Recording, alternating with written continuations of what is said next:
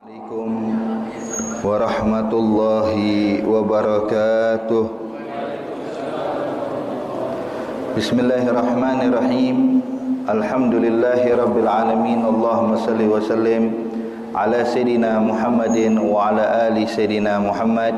Nawayna ta'alluma wa ta'lim, tadhakkura wa tadhkir, wa naf'a wal intifa' wal ifada wal istifada wal hatha ala tamassuki bi kitabillah wa sunnati rasulillah wa du'a ilal huda wa dalala ala al khair ibtigha wajhillah mardatihi wa qurbihi wa thawabihi subhanahu wa ta'ala. Qala al muallif al-Imam an-Nawawi fi kitabih Arba'in Nawawiyah, nafa'anna Allah bihi wa bi ulumihi wa bi ulumi sayyid bidarin amin, ila anqal al-hadithul khamis.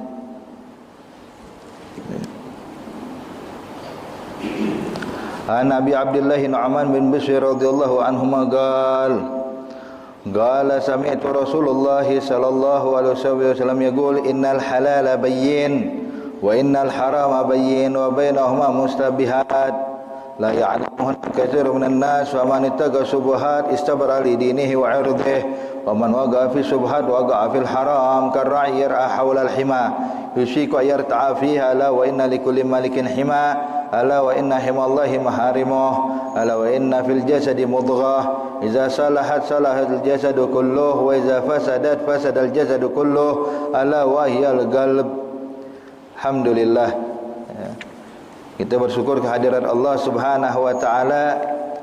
Dalam Allah kumpulkan kita dalam perkumpulan ini, insyaallah memberikan keberkahan dan juga ampunan dari Allah untuk kita semuanya.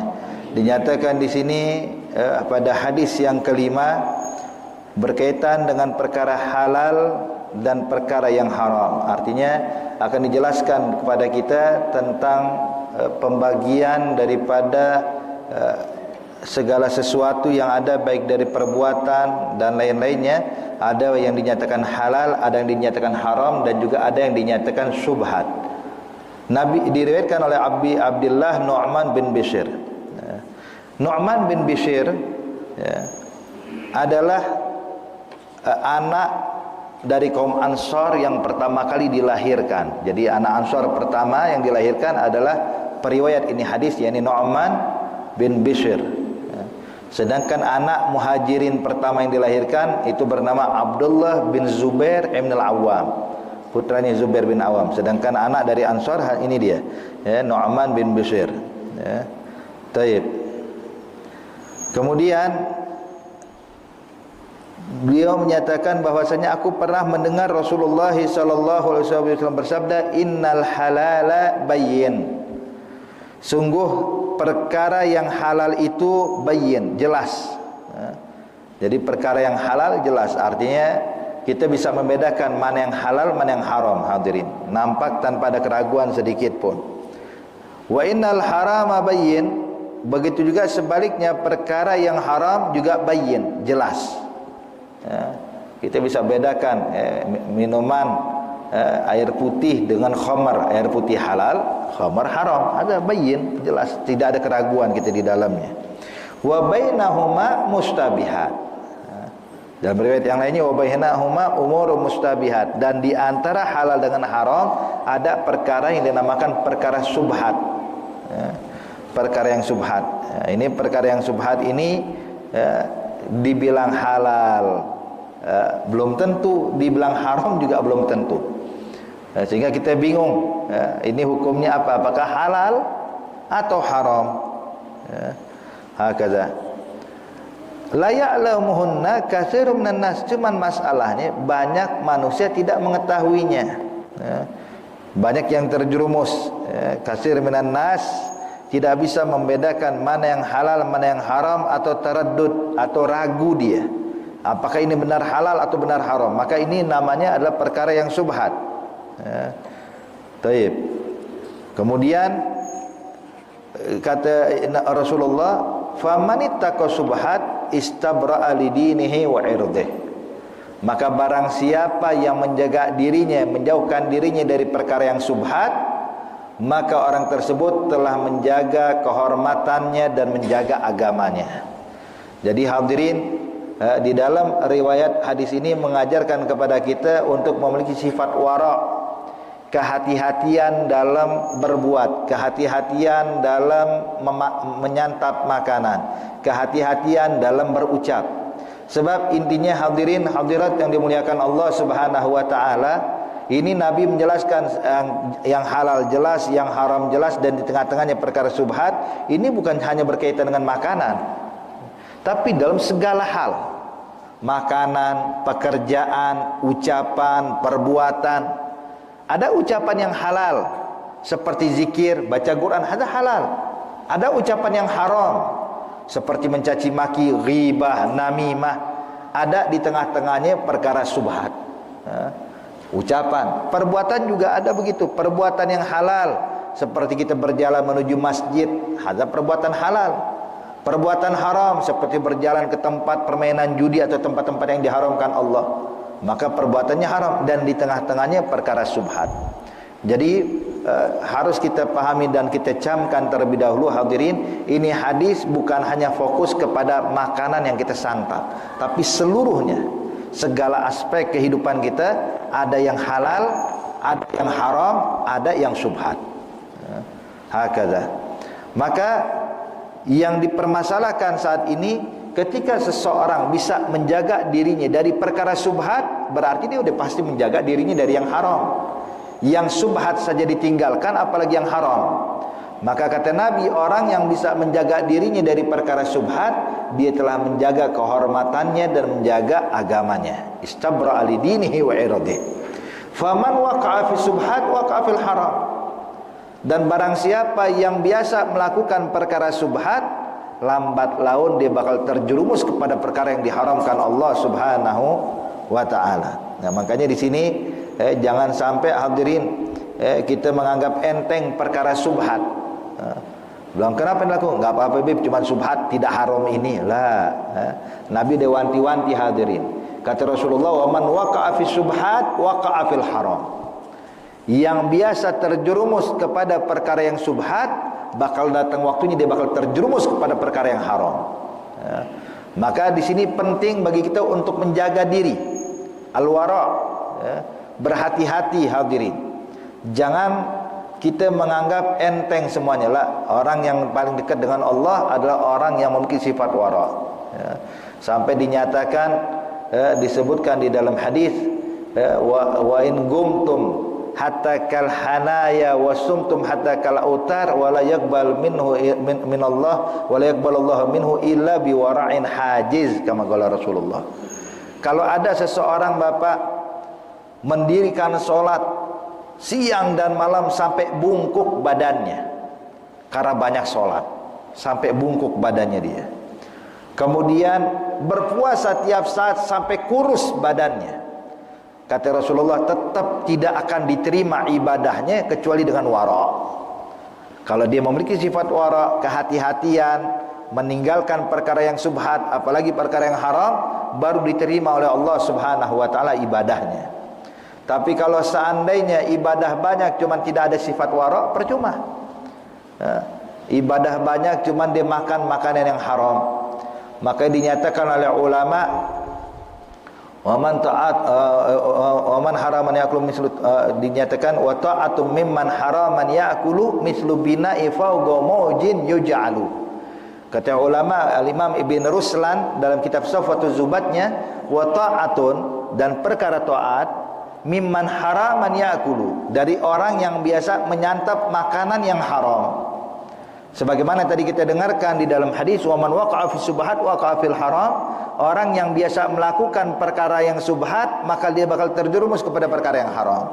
Orang yang biasa makan subhat, bakal datang waktunya dia bakal makan yang haram. Kalau sudah dia makan yang haram hadirin, kemudian dia beribadah, beramal taat, sedangkan dia masih menyantap makanan haram, kata ulama, mislu bina fawqa mawjin yuj'alu, seperti seseorang pengen bangun istana di atas ombak, bawa satu kapal semen, satu kapal batu bata, satu kapal batu kali, taruh ke tengah laut, ditaruh tuh adonan semennya di laut. Gimana bisa terbangun hadirin? Tenggelam semuanya, sia-sia.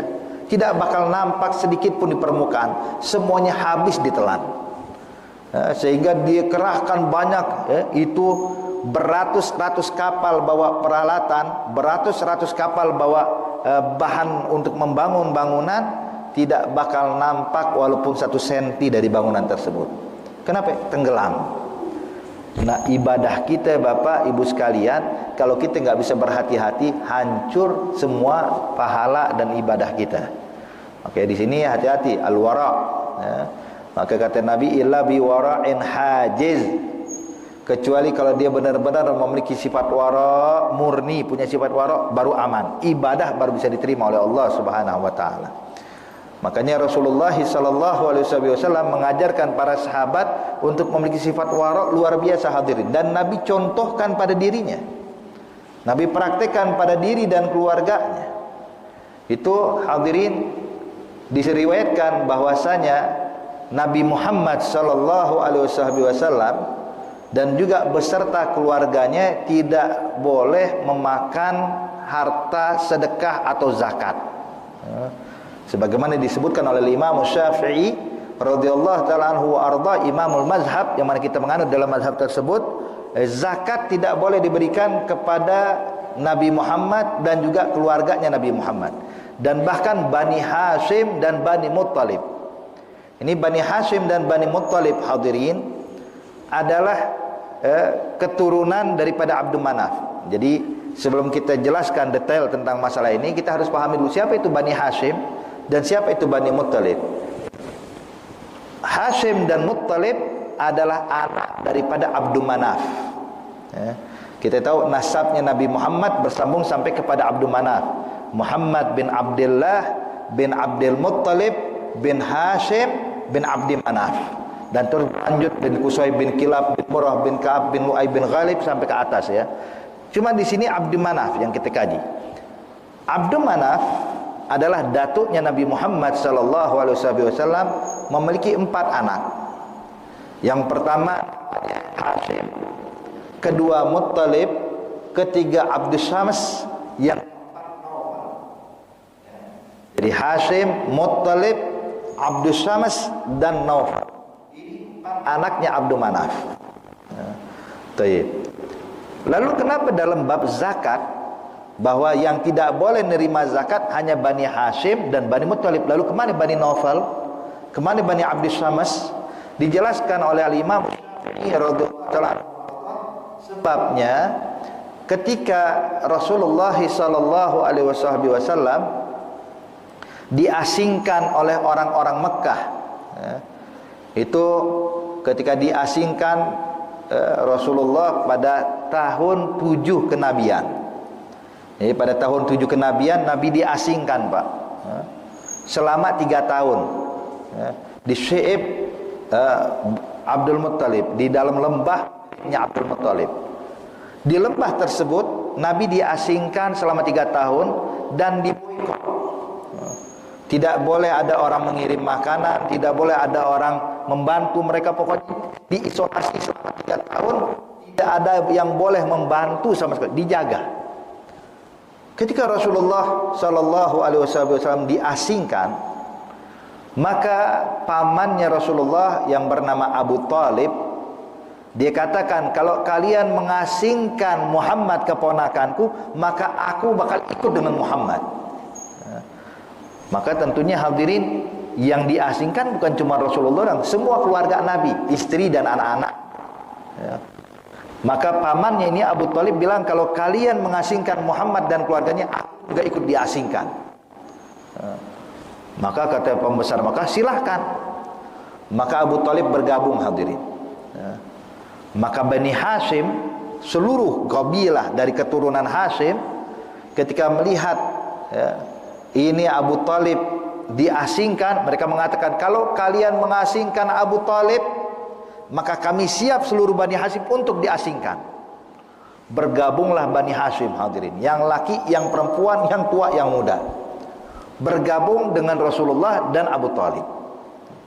Maka Bani Muttalib ketika melihat Bani Hashim semua diasingkan, mereka bilang, kalau kalian mengasingkan Bani Hashim, kami seluruh Bani Muttalib, yang laki maupun yang perempuan, yang tua maupun yang muda, yang muslim maupun yang non muslim, yang beriman pada Nabi Muhammad ataupun tidak beriman, kami bakal bergabung bersama Bani Hashim. Maka bergabunglah Bani Hashim dan Bani Muttalib. Tapi Bani Abdus Shams dan Bani Naufal mengatakan, kita nggak ikut campur. Maka yang siap diasingkan cuma Bani Hashim dengan Bani Muttalib. Bani Naufal dan Bani Abdus Shams mereka menyingkir, hadirin. Maka ketika Nabi melihat bagaimana persahabatan, persaudaraan yang begitu kuat antara Bani Hashim dan Bani Muttalib terbukti dan teruji, siap diasingkan. Nggak main-main, hadirin, selama 3 tahun. Bahkan mereka, karena tidak ada lagi makanan, yang mereka makan tuh dedaunan, hadirin, rumput yang ada di sekitar Syi'ib Abdul Muttalib. Sampai diriwayatkan kotoran mereka berubah warnanya menjadi hijau, karena saking banyaknya makanan, tiap hari cuma makan daun selama 3 tahun. Maka Nabi melihat kejadian tersebut, sabarnya Bani Hashim, sabarnya Bani Muttalib. Ketika sang ibu yang menggendong bayinya kehabisan susu dan bayinya menangis, sabar menghadapi cobaan ini. Maka Nabi pun berdiri di hadapan mereka semua dan mengatakan, inna Bani Hashim wa Bani Muttalib kahatain. Maka Nabi pun menggabungkan 2 tangannya, digabungkan seperti haula ahli baiti, mereka adalah keluargaku, gak bakal bisa terpisahkan, kata Rasulullah. Maka disitulah Al-Imam Syafi'i mengkhususkan dari anaknya Abdul Manaf yang tidak boleh menerima zakat hanyalah Bani Hashim dan Bani Muttalib. Sedangkan Bani Naufal, Bani Abdus Shams sampai sekarang masih ada, hadirin, keturunannya sampai sekarang, dan mereka muslimin, alhamdulillah, semuanya berkat Fathul Mekah, semua orang Mekah menjadi orang Islam. Cuman as-syahid di sini, pengakuan menjadi keluarganya Rasulullah hanya diberikan kepada Bani Hashim dan Bani Muttalib. Taib. Makanya disebutkan oleh Imam Syafi'i, zakat tidak boleh diberikan kepada Bani Hashim dan Bani Muttalib. Taib. Dan Nabi tunjukkan, hadirin, dalam masalah ini, ketika cucu beliau Hasan dan Husain, ketika Nabi datang melihat Hasan dan Husain sedang makan kurma, sedang memakan kurma, maka Nabi bertanya kepada orang sekitar situ atau pembantu yang ada di situ, ditanya, ini kurma dari mana yang dimakan oleh cucuku Hasan dan Husain? Maka dijawab, oh, ini kurma adalah zakat dari Fulan bin Fulan. Padahal kalau itu Hasan Husain, Pak, umurnya baru 4 tahun 5 tahun. Ketika Nabi tahu ini zakat, maka Nabi langsung mengambil itu Hasan dan Husain, dicongkel mulutnya, disuruh muntahkan, sambil mengatakan kah, dalam bahasa Arab, muntahkan. Maka dimuntahkan kembali oleh Hasan dan Husain, dan dia katakan, tidak boleh daripada keluargaku memakan dari harta zakat ini. Taib. Ini, hadirin, disampaikan oleh di dalam hadis tentang itu. Makanya Imam Syafi'i mengatakan Bani Hashim, Bani Muttalib tidak boleh menerima zakat. Tidak boleh menerima zakat. Taib. Jadi Nabi tunjukkan hal seperti ini. Kemudian, hadirin, memang ada sebagian ulama saat ini, ketika dahulu Bani Hashim, Bani Muttalib memang tidak boleh menerima zakat, tapi mereka mendapatkan bagian daripada harta rampasan perang yang dikenal dengan khumusul khumus, 1/5 dari 1/5. Maksudnya apa? Jadi dahulu, Bapak Ibu sekalian, ketika Nabi berjihad atau sahabat-sahabat berjihad, maka nanti ada ghanimah, harta rampasan perang. Maka harta rampasan perang itu dibagi 5 sama Rasulullah. Dibagi 5. 3 untuk orang yang berjihad mengendarai kendaraan. Kalau dia naik kuda, naik unta, naik keldai, maka dia bakal dapat 3/5 dari harta rampasan perang. 1/5 diberikan kepada yang berjihad tanpa kendaraan atau yang berjihad dengan jalan kaki, dapat 1/5. Tinggal 1/5 lagi. Nah, 1/5 lagi ini dibagi 5, maka dibilang 1/5 dari 1/5, khumusul khumus. 1/5 dari 1/5 ini diantaranya dikasih buat keluarganya Nabi Muhammad, Bani Hashim dan Bani Muttalib. Dibagikan sama Rasulullah. Jadi kaum wanitanya yang tidak berjihad atau segala macam itu dapat bagian nih khumusul khumus, sehingga mereka dilarang untuk menerima zakat, tapi mereka mendapatkan khumusul khumus. Baik. Kemudian hadirin, saat ini tidak ada lagi khumusul khumus. Tidak ada lagi ghanimah, tidak lagi ada harta rampasan perang. Maka sebagian ulama mengatakan kalau begitu zaman sekarang buat keluarga Nabi pun boleh diberi zakat. Boleh diberi zakat. Kenapa? Sebab sudah enggak mendapatkan khumusul khumus. Taib. Ini hadirin yang terjadi saat ini, kita dapatkan ada keluarga Nabi yang miskin, yang susah, keturunan Rasulullah yang juga dalam masuk kategori fakir miskin. Apakah dia berhak menerima zakat? Menurut sebagian ulama, Imam Syafi'i pendapat yang kuat mengatakan tidak boleh menerima zakat. Tapi menurut sebagian ulama lagi mengatakan boleh menerima zakat. Taib. Di sini tugas kita adalah ketika melihat ada salah satu keturunan Nabi Muhammad sallallahu alaihi wasallam atau keluarga dari Bani Hashim dan Bani Muttalib yang ada hingga saat ini, apakah kita berikan zakat?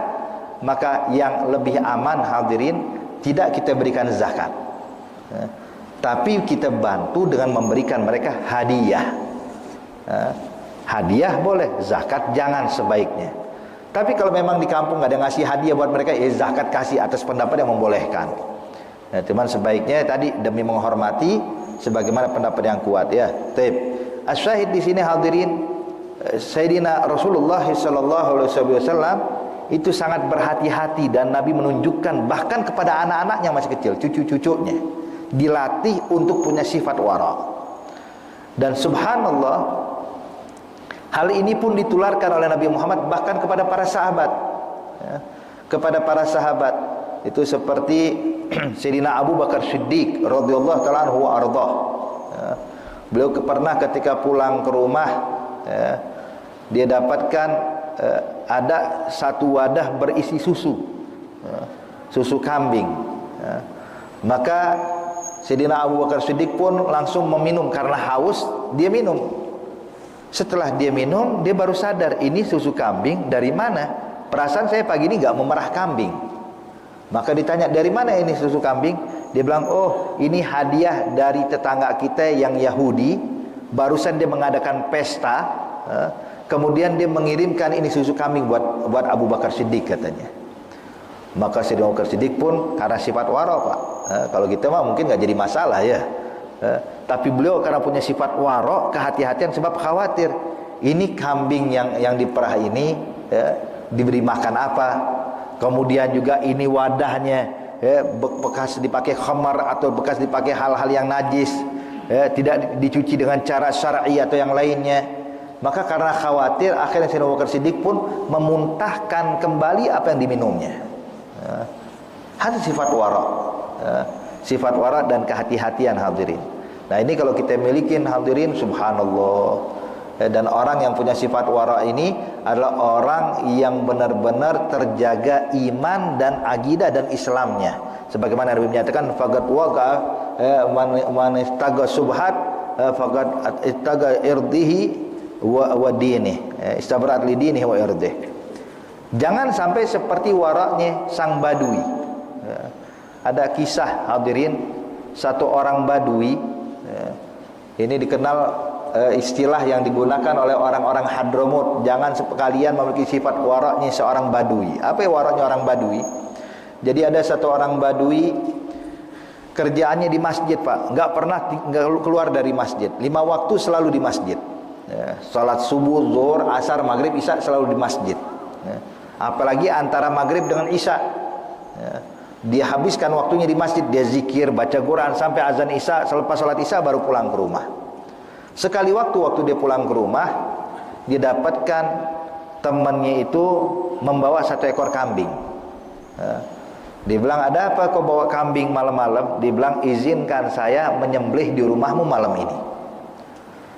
Maka dia bilang, ayo silakan masuk. Begitu masuk, ketika mau disembelih ditanya, memang ini kambing milik siapa?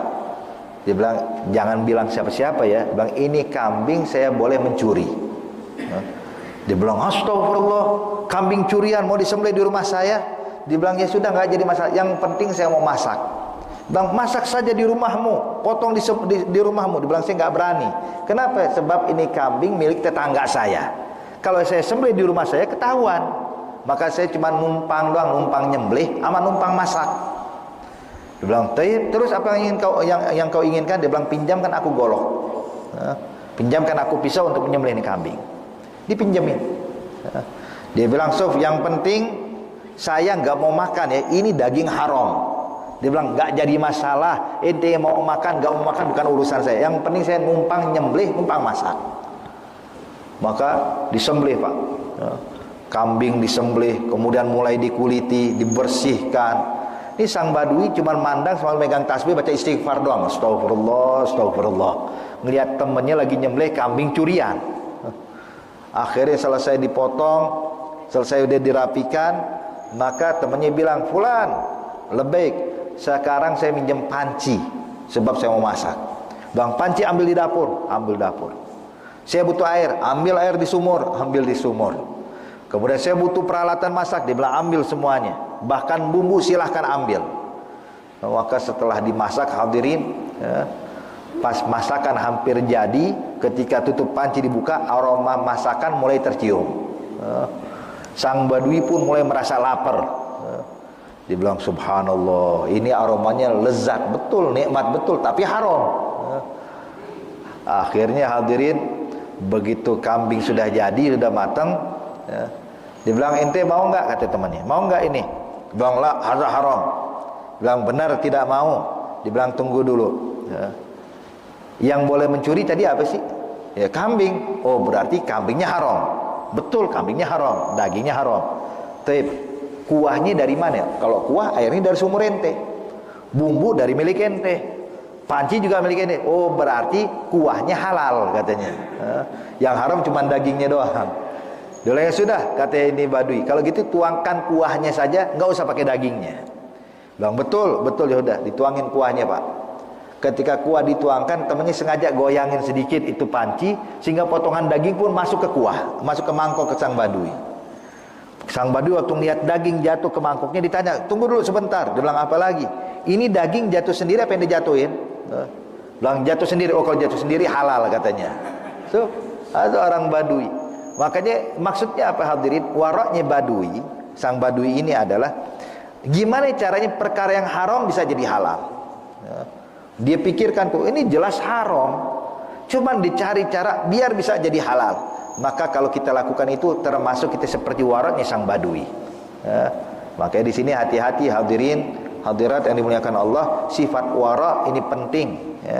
Sebagaimana tadi dinyatakan, dia telah menjaga agamanya. Kemudian Nabi bilang, sebab sangat sulit hadirin menyelamatkan diri kita dari perkara yang subhat untuk tidak terjerumus kepada perkara yang haram.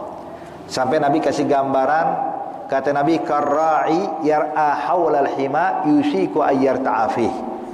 Nabi bilang, contohnya orang kalau sudah melakukan perkara subhat bakal terjerumus kepada perkara haram, seperti penggembala kambing yang menggembalakan kambing-kambingnya di tengah ladang milik orang lain.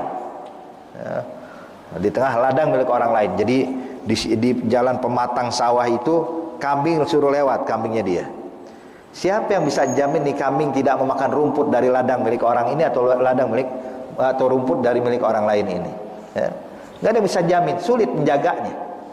Biar kambing jalan lurus, biar gak nginjek ladang milik orang ini, biar gak makan rumput milik orang ini.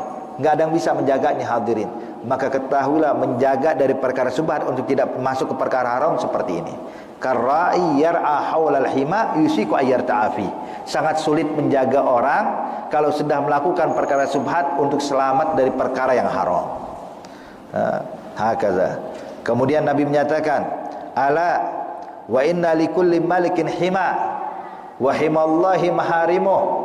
Dan ketahuilah, setiap pemilik itu punya batasan yang nggak boleh dimasuki oleh orang lain. Artinya nggak boleh dilewati oleh orang lain. Dan himanya Allah, batas yang Allah Subhanahu wa taala adalah perkara yang haram. Jadi kalau kita melakukan perkara yang haram, berarti kita melanggar, melanggar batas yang telah ditentukan Allah Subhanahu wa taala. Hakadha. Jadi intinya jaga diri kita. Kemudian Nabi bilang, ala wa inna fil jasadi mudghah. Kemudian dalam hadis ini pula Nabi menjelaskan tentang perkara hati. Kata Nabi, ala inna fil jasadi mudghah. Ketahuilah bahwasanya di dalam jasad kita ini, di dalam tubuh kita ada mudghah. Mudghah itu gumpalan daging. Ada gumpalan daging. Iza salahat, kalau itu gumpalan daging baik, salahal jasadu kulluh, maka seluruh anggota tubuh kita juga bakal baik. Wa iza fasadat fasadal jasadu kulluh, kalau sudah buruk maka buruklah semua yang ada pada tubuh kita. Hadirin, yang dimaksud dengan gumpalan daging di sini Nabi cuma kasih perumpamaan. Tapi yang dimaksud dengan gumpalan daging dalam hadis ini adalah sanubari dan hati kita. Bukan lever kita, bukan jantung kita, tapi hati yang dikenal dengan sanubari, yang menentukan apa yang harus kita lakukan, hadirin. Sebab hadirin, kalau hati seseorang sudah baik, dijamin anggota tubuhnya bakal baik. Dinyatakan oleh ulama, perumpamaan hati di dalam tubuh kita ini bagaikan sultan, raja. Jadi kalau kita ibaratkan tubuh kita ini bagaikan istana. Tubuh kita semuanya bagaikan istana. Pimpinannya, rajanya hati. Dia yang memerintah. Lakukan, jangan lakukan. Berdiri, jangan berdiri. Itu hati. Perintah dari hati. Makanya Allah Subhanahu wa taala dalam Al-Qur'an, wa hadainahu najdain. Kami tunjukkan buat kalian dua jalan, silakan pilih mau jalan baik atau jalan buruk. Ini diserukan oleh Allah kepada hati kita. Jadi hati bisa memilih. Adapun akal kita dijelaskan oleh ulama, fungsinya kalau dalam kerajaan itu bagaikan mufti, penasehat. Akal ini sebagai penasehat. Makanya kadang kalau orang ingin berbuat sesuatu hal yang buruk, akal pasti melarangnya, hadirin. Bilang jangan, bahaya, khawatir, nanti ketahuan, nanti begini. Itu akal. Cuman kadang yang namanya penasehat bisa didengar, kadang juga dilanggar, hadirin ya. Makanya ada orang pengen bermaksiat, ini padahal udah berbicara akal, jangan, ini berbahaya, dampaknya buruk. Cuman kadang-kadang hadirin tetap dilakukan. Sebab keputusan itu adanya di tangan hati. Hati itu yang memutuskan. Akal cuma sebagai mufti atau penasehat. Anggota tubuh adalah bawahan atau pesuruh daripada hati. Makanya hadirin, kita kadang-kadang pengen berbicara atau pengen menahan untuk tidak berbicara, cuman hati bergejolak. Akhirnya terucaplah satu kalimat. Kalimat yang kita sampaikan itu adalah perintah dari hati. Mata kita memandang adalah perintah dari hati. Kaki melangkah ke satu tempat adalah perintah dari hati. Makanya di sini Allah Subhanahu wa taala menyatakan di dalam Al-Qur'an bahwasanya tidak ada orang yang bakal selamat di akhirat melainkan orang yang datang bawa hati yang selamat. Yauma la yanfa'u malun wala banun illa man atallaha biqalbin salim. Kecuali bawa hati selamat.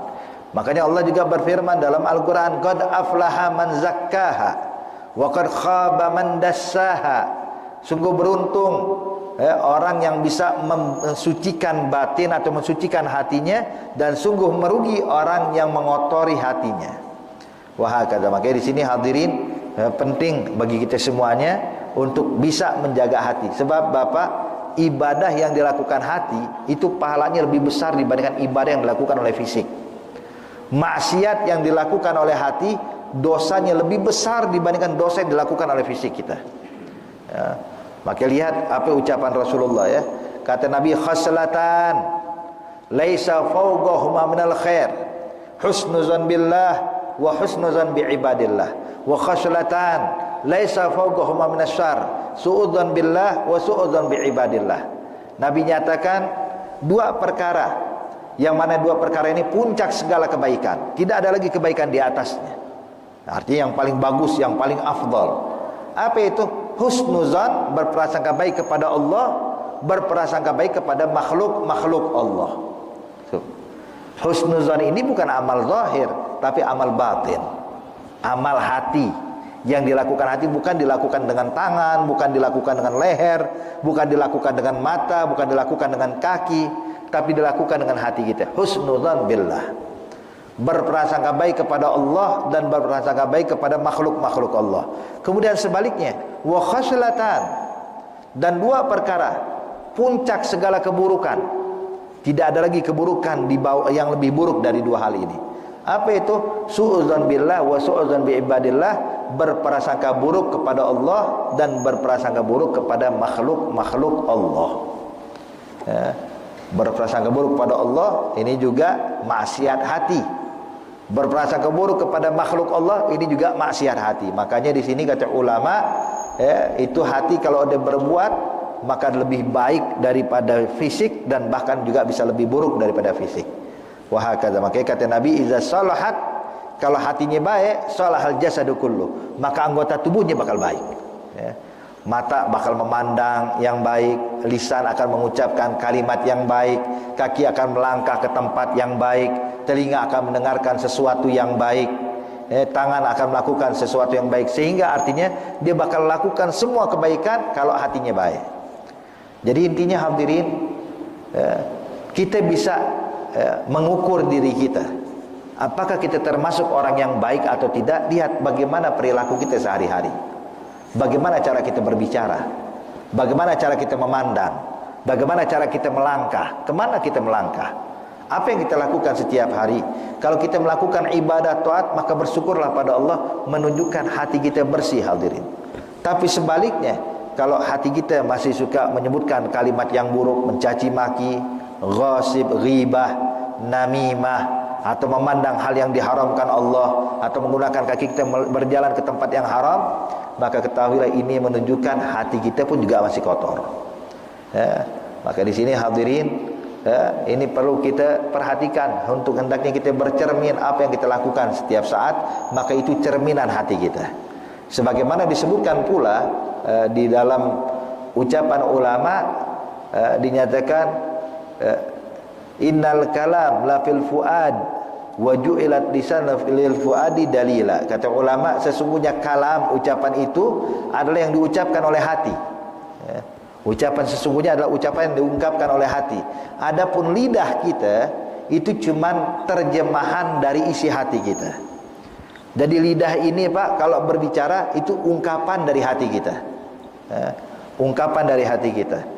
Nah, makanya di situ lidah berbicara sesuai perintah hati. Makanya ini perlu kita jaga. Ala inna fil jasadi mudghah iza salahat salahal jasadu kullu. Kemudian juga perlu kita pahami, sebagaimana kita tahu hati ini yang paling inti, yang paling berpengaruh dalam fisik dan keseharian kita hadirin, maka ada dua hal yang harus kita jaga. Sebab dua hal ini adalah pintu masuknya sesuatu ke dalam hati, yang baik maupun yang buruk. Ya. Jadi kayak raja atau pemimpin biasa ada yang bisikin tuh untuk melakukan keburukan, melakukan kejahatan. Nah ini kalau seandainya kita nggak menjaga dua hal ini Pak, artinya kita biarkan tuh pembisik yang buruk kepada sang sultan. Apa dua hal ini? Yaitu mata dan telinga. Mata dan telinga ini adalah dua pintu masuk ke dalam hati. Maksudnya gimana? Sebab apapun yang kita pandang bakal langsung terekam dengan hati kita. Apapun yang kita lihat. Sekarang kita lihat, terus kita berpaling hadirin, itu yang kita lihat masih terngiang-ngiang. Sampai besok, sampai lusa, kebawa mimpi. Dan terus berlanjut setelah sekian tahun, tidak bakal hilang hadirin. Yang kita lihat bakal terekam. Begitu juga yang kedua, telinga. Apapun yang kita dengar pun juga bakal berpengaruh pada hati. Maka di sini Allah Subhanahu wa taala menyebutkan tiga hal di dalam Al-Qur'an yang wajib kita jaga. Apa itu? Kata Allah, disebutkan di dalam Al-Qur'an, Allah berfirman, "Innas sam'a wal basar wal fuad kullun ulaika kana anhu mas'ula." Allah sebutkan pendengaran dan penglihatan, juga hati. Tiga hal yang disebut sama Allah. Sebab ini saling terkoneksi satu dengan yang lainnya. Pendengaran, penglihatan, dan hati kita. Itu semuanya bakal dituntut di hadapan Allah Subhanahu wa taala. Maka di sini jangan biarkan mata kita memandang yang haram, dan jangan biarkan telinga kita mendengar yang haram. Sebab apapun yang kita lihat, apapun yang kita dengar, bakal memberikan pengaruh kepada baik buruknya hati kita. Sebagaimana Bapak, kalau kita memandang Al-Quran, itu bisa membersihkan hati kita. Mendengarkan nasihat, mendengarkan ilmu, mendengarkan ayat Quran, mendengarkan hadis, itu pun juga bisa membersihkan hati kita. Tapi sebaliknya, kalau mata digunakan untuk memandang yang haram, memandang remeh kaum muslimin, kemudian telinga biasa mendengarkan ucapan-ucapan yang haram, maka bakal mulai ternoda hati kita, sehingga akhirnya menjadi berkarat. Na'udzubillah min dzalik. Kalla bal rana ala qulubihim maka nu yaksibun. Itu hati kita bakal berkarat sesuai apa yang kita perbuat. Hadirin, hadirat yang dimuliakan Allah Subhanahu wa taala, maka ini pesan daripada Nabi Muhammad sallallahu alaihi wasallam yang wajib kita jaga. Dan ingat, hati kita ini adalah yang dituju oleh syaitan. Syaitan ini masuk membisikkan ke hati kita. Jadi yang membisikkan ke hati kita itu syaitan. Makanya syaitan tahu kalau hatinya udah benar, maka percuma. Tapi ke hatinya buruk, maka ini kesempatan untuk merusak. Makanya di situ ini jaga hati kita, jangan sampai syaitan masuk ke dalam hati kita, sehingga akhirnya kita bakal melakukan perkara yang diharamkan Allah Subhanahu wa taala. Kemudian yang berikutnya, hadis ke-6. Nabi bersabda, ad-dinun nasihah. Diriwayatkan oleh An Abi Ruqayyah Tamim bin Aus Ad-Dari radhiyallahu ta'ala anhu. Anna Nabiyya sallallahu alaihi wasallam qala, ad-dinu nasihah. Qulna liman? Qala lillah wa li kitabihi wa li rasulihi wa li aimmatil muslimin wa ammatihim. Dinyatakan kata Rasulullah sallallahu alaihi wasallam, diriwayatkan oleh Tamim Ad-Dari, kata Rasulullah, ad-din nasihah. Agama itu nasihat. Jadi agama Islam ini Bapak, semuanya nasihat. Yang namanya nasihat untuk merubah seseorang yang tadinya jauh biar dekat dengan Allah, yang tadinya melakukan keburukan berubah melakukan kebaikan. Hadzan nasihat. Dan kata Nabi, ketika Nabi menyatakan ad-dinu nasihat, agama itu isinya semuanya nasihat. Sahabat bertanya, "Qulna liman?" Nasihat buat siapa ya Rasulullah? Qala lillah. Nasihat untuk Allah. Maksud nasihat untuk Allah bukan kita nasihatin Allah, tapi maksudnya adalah mengajak orang-orang menasihati manusia biar mendekatkan diri mereka kepada Allah. Ini maksud an-nasihat lillah. Kemudian wali kitabihi. Nasihat untuk kitabnya Allah, yakni Al-Qur'an. Maksudnya adalah kita mengajak dan menasihati orang-orang untuk mau kembali kepada Al-Qur'an, membaca, memahami, mempelajari Al-Quran, merujuk kepada Al-Quran. Wali rasulihi, dan nasihat untuk rasulnya, rasulnya Allah. Maksudnya apa? Mengajak orang dan memberikan nasihat agar orang mau kembali mengikuti jalannya Rasulullah, menghidupkan syariat dan sunnah-sunnahnya. Kemudian wali a'immatil muslimin wa ammatihim, dan memberikan nasihat untuk a'immatil muslimin, untuk pemimpin-pemimpin kaum muslimin, pemerintah, atasan dan lain-lainnya. Itu dianjurkan kita untuk memberikan nasihat kepada mereka. Sebab hadirin, hadirat yang dimuliakan Allah, sebenarnya kalau pantas menerima nasihat, kita semua pantas menerima nasihat. Semuanya, bukan cuma pemimpin, bukan cuma pejabat, kita sebagai rakyat pun juga pantas menerima nasihat. Maka di sini tugas kita adalah memberikan nasihat kepada siapapun, baik itu ke pemimpin atau ke masyarakat awam. Jadi tugas kita adalah pemberi nasihat. Dan subhanallah, disebutkan pula di dalam ayat suci Al-Quranul Karim, ciri umat Nabi Muhammad itu orang-orang yang menyebarkan nasihat, yang menyebarkan amar ma'ruf nahi mungkar kepada seluruhnya, tanpa terkecuali hadirin. Nah, cuman di sini perlu kita pahami, memberikan nasihat kepada aimmatil muslimin, kepada pemimpin-pemimpin muslimin, Artinya memberikan nasihat untuk pemimpin muslimin tentunya dengan nasihat, ya, mengajak mereka untuk kembali ke jalan yang benar, ke jalan yang lurus, mengikuti ajaran Allah dan ajaran Nabi Muhammad SAW dengan cara yang baik, ya, dengan cara yang baik. Hadirin, dahulu pernah Harun ar-Rasyid, ya, salah satu khalifah Amirul Mukminin di zamannya, itu pernah didatangi sama satu orang. Orang ini memberikan nasihat dengan lantang dan tegasnya di depan mukanya Harun ar-Rasyid. Artinya ucapan keras, nasihat yang tegas dari seseorang pada Harun ar-Rasyid. Maka Harun ar-Rasyid waktu dengar nasihat ini, melihat ini orang nasihat dengan nada yang tinggi, Harun ar-Rasyid bilang kepada orang ini, "Gal ya fulan, gal lebaik, tolong pelankan suaramu ketika memberikan nasihat kepada saya." Bilang, kenapa?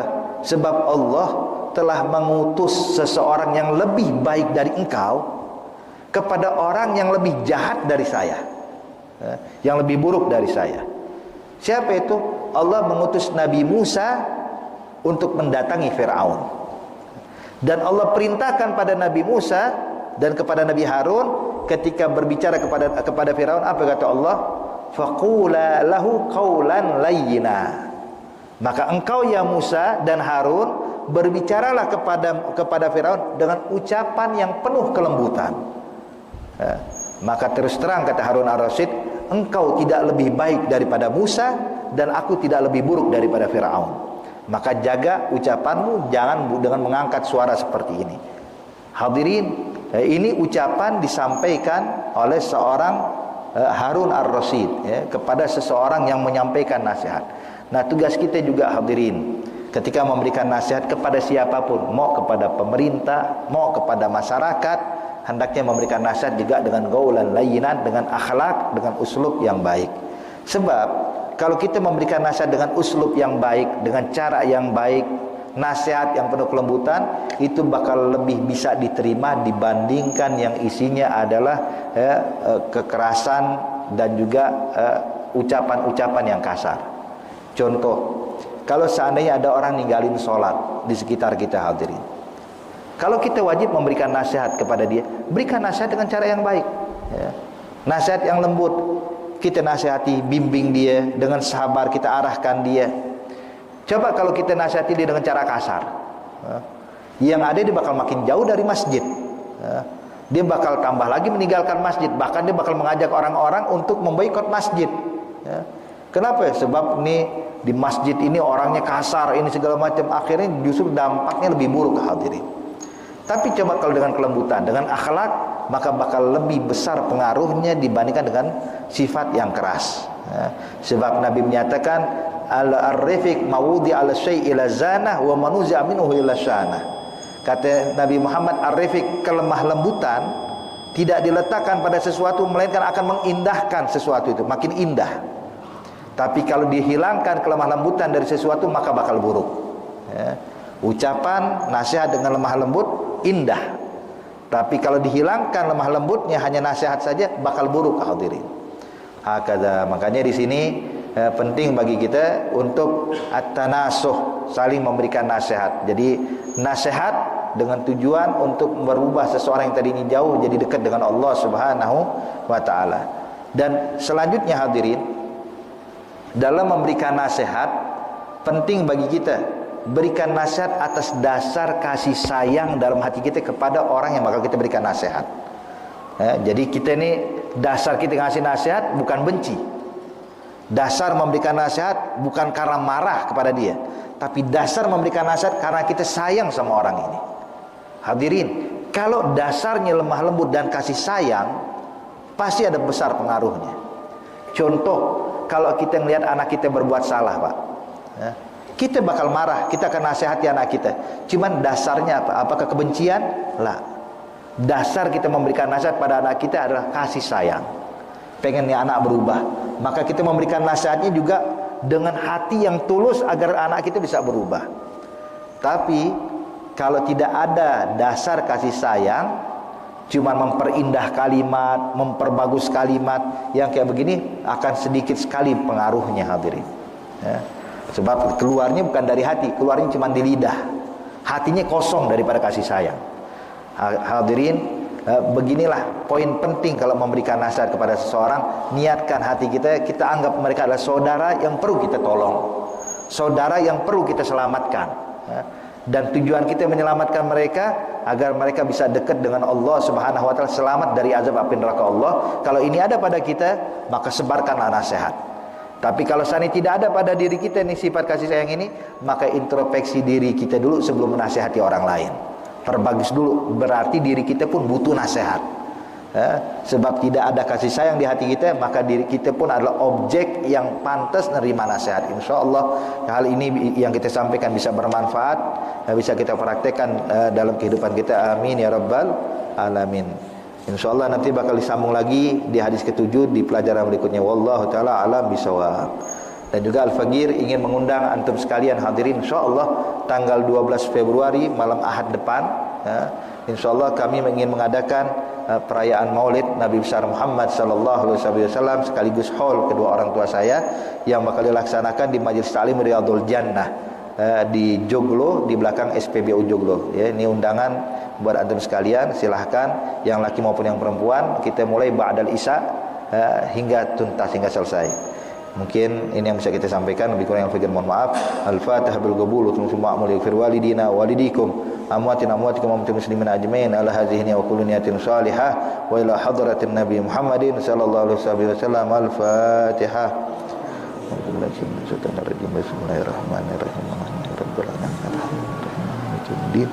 Iyyaka na'budu wa iyyaka nasta'in. Ihdinas siratal mustaqim. Shiratal ladzina an'amta 'alaihim. Rabbana taqabbal minna innaka antas samiul alim, tub 'alaina innaka antat tawwabur rahim. Da'wahum biha subhanakallahumma tahiyyatuhum biha salam wa akhiru da'wahum alhamdulillahi rabbil alamin. Wassalamu alaikum warahmatullahi wabarakatuh.